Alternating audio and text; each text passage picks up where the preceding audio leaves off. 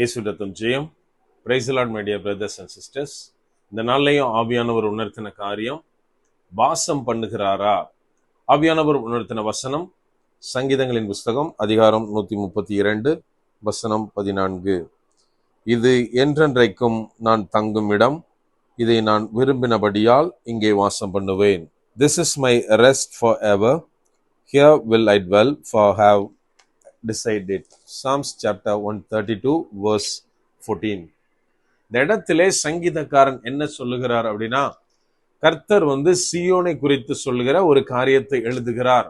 கர்த்தர் என்ன சொல்றார் அப்படின்னா, இது நான் என்னைக்கும் நிலையாக நான் தங்குகிற இடம், ஏன்னா இதை நான் விரும்புகிறபடினால இதுல நான் தங்குவேன் அப்படின்னு அந்த இடத்திலே குறிப்பிடுகிறார். நாம இன்னைக்கு நமக்குள்ளாய் தேவன் வாசம் பண்ணுகிறாரா அப்படின்னு யோசித்து பார்க்கணும். அதாவது நம்ம எல்லாருக்குமே ஒரு ஆசை உண்டு, தேவன் என்னோடு கூட இருக்க வேண்டும், என் வீட்டுல தங்கணும் அப்படின்னு எல்லாருக்குமே ஆசை இருக்கு. இந்த வசனம் எங்க பார்ப்போம் அப்படின்னா, சர்ச்சஸ்லயும் வீடுகள்லையும் போர்டுல இந்த வசனத்தை பார்க்க முடியும். தேவன் இந்த இடத்துல தங்கணும், அவருடைய விருப்பப்பட்ட இடமா நம்ம வீடு நம்ம சபை மாறணும் அப்படின்றதுக்காக இந்த வசனத்தை அவங்க மாட்டியிருப்பாங்க. நான் ஒன்னே ஒண்ணுதான் கேட்க ஆசைப்படுறேன். அதாவது நாம ஒரு இடத்துல போய் தங்கணும் அப்படின்னா அந்த இடம் எப்படி இருக்கணும் அப்படின்னு நம்ம ஆசைப்படுவோம். அதாவது இடம் பெருசா இருக்கோ சின்னதா இருக்கோ அது மேட்டர் கிடையாது. ஒரு சிங்கிள் காட் போடுற மாதிரி ஒரு இடமா இருந்தா கூட அந்த இடம் நீட்டா இருக்கணும். முதல்ல அதைத்தான் நம்ம பார்ப்போம்.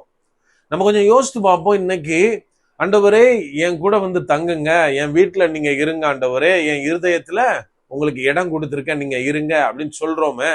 நம்ம ஒரு பெரிய லெவல்ல ஊழியம் பண்ணிட்டு இருக்கலாம், இல்லைன்னா ஊழியமே பண்ணாம இருக்கலாம், வேலை பார்த்துட்டு இருக்கலாம், இன்னும் சில காரியங்கள் பிசினஸ் என்ன பண்ணிட்டு இருந்தாலும் சரி, ஈவன் படிச்சுட்டு இருக்கலாம், என்ன பண்ணிட்டு இருந்தாலும் சரி, நம்ம என்ன செஞ்சுட்டு இருந்தாலும் தேவன் நம்ம மேல விருப்பப்படுற மாதிரி நம்ம இருதயம் இருக்கா?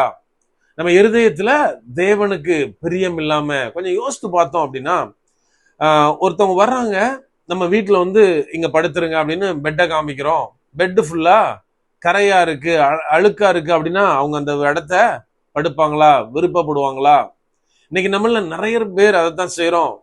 அழுக்கு படிந்த அந்த ஒரு தேவனுக்கு பிரியம் இல்லாத சில காரியங்களை நம்ம மனதுல வச்சுக்கிட்டு தேவன் என்கிட்ட இருக்கணும், ஈவன் நம்ம வெளியரங்கத்துல நம்ம சூப்பரா பெர்ஃபெக்டா நம்மளை காமிச்சுக்கலாம். ஆனா நம்முடைய தேவன் எப்படிப்பட்டவர் அப்படின்னா, இருதயங்களை ஆராய்ந்து அறிகிறவர்.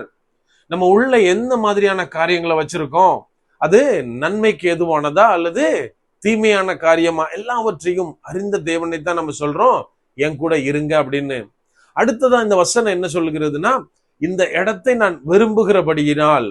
அப்படியானால் நம்ம இன்னைக்கு தேவனை கூப்பிடுறோம் அப்படின்னா நம்முடைய இருதயம் அவர் விரும்புகிற மாதிரி இருக்கணும்.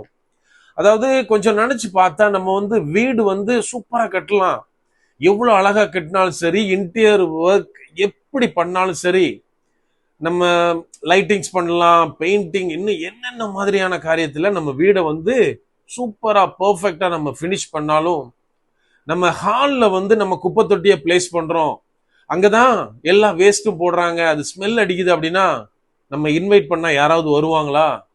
நம்ம நிறைய நேரத்துல இந்த காரியத்தை பண்ணிட்டு இருக்கோம்.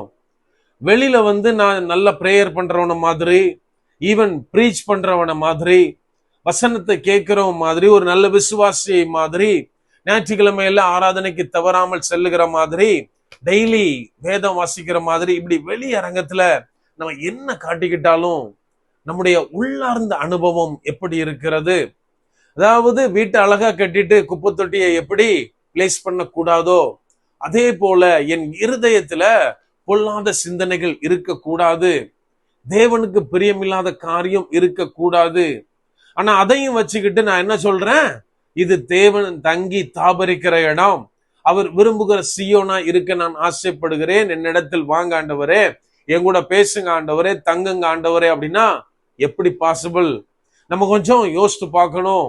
எனக்கு அன்பானவர்களே, அதனால்தான் இயேசு கிறிஸ்து தெளிவாக சொல்லுகிறார், பரிசேயரை போல வெளி அரங்கமாய் சுத்தம் வேண்டாம், உள்ளார்ந்த இருதயத்தில் நமக்கு சுத்தம் பரிசுத்த அவசியம் அப்படின்னு இயேசு கிறிஸ்து நமக்கு தெளிவாக கற்பிக்கிறார். இன்னும் அவர் ரொம்ப ஹார்டாவே சொல்றாரு, வெள்ளை அடிக்கப்பட்ட கல்லறைகளே அப்படின்னு. அதாவது வெளியே என்னதான் நம்ம வெள்ளை அடிச்சுட்டு மாய்மாலம் பண்ணி கிறிஸ்தவர்களை போல வாழ்ந்தாலும், கிறிஸ்தவர்களை போல நடித்தாலும், என்னுடைய உள்ளார்ந்த அனுபவத்தில் கிறிஸ்துவின் சாயலை தரித்து கொண்டிருக்கிறேனா? அது நம்ம ரொம்ப யோசிக்க வேண்டிய காரியம். எனக்கு அன்பானவர்களே, தேவனோடு இருந்து தேவனுக்குரிய காரியங்களாலே நம் உள்ளார்ந்த அனுபவத்தில் மாறும்போது தேவன் என்றென்றைக்கும் தங்கி வாசம் பண்ணுகிற அவருக்கு பிடித்தமான காரியமாக, ஒரு பிடித்தமான இடமாக நம் இருதயம் மாறும். அப்படியே கண்களை மூடுவோமாம். அன்பான ஆண்டவரே, இந்த நேரத்தில் அப்பா உம்மை நோக்கி பார்க்கிறோம். ஆவியானவர், நீர் எங்களோட இருக்கிறீர், அதற்காக நன்றி செலுத்துகிறோம். அப்பா, நீர் எங்களை தெரிந்தெடுத்திருக்கிறீர், அந்த அழைப்பிற்காய் நன்றி தகப்பனே. நாங்கள் ஒவ்வொரு நாளும் உம்மோடு இன்னும் அதிகமாய் கெட்டி சேரணும் தகப்பனே. எங்களுக்குள்ளே இருக்கிற பாவ தன்மைகள், பாவ சுவாபங்கள் மாறி போக ஆவியானவரே நீர் எங்களுக்கு உதவி செய்யுங்க. ஒவ்வொரு நாளும் அப்பா நாங்கள் பரிசுத்தத்தின் மேல் பரிசுத்தம் அடைய ஆவியானவரே நீர் எங்களுக்கு உதவி செய்யுங்கப்பா. மாம்சம் அழிந்து போக ஆவியானவரே எங்களை தாழ்த்தி ஒப்பு கொடுக்கிறோம். நீங்க வாசம் பண்ணுகிற ஒரு ஸ்தலமா எங்கள் இருதயம் மாற, தேவனுடைய சமூகம் எங்களுக்குள்ளே தங்கி தாபரிக்க, உமது பிரசன்னத்தினால எங்கள் வீடு நிரம்புகிறதாய் ஆவியானவரே அந்த மாதிரியான கிருபைகளை எங்களுக்கு தாங்கப்பா. முற்றிலுமா எங்களை தாழ்த்தி ஒப்பு கொடுக்கிறோம். பலப்படுத்தி ஆசீர்வதிங்க.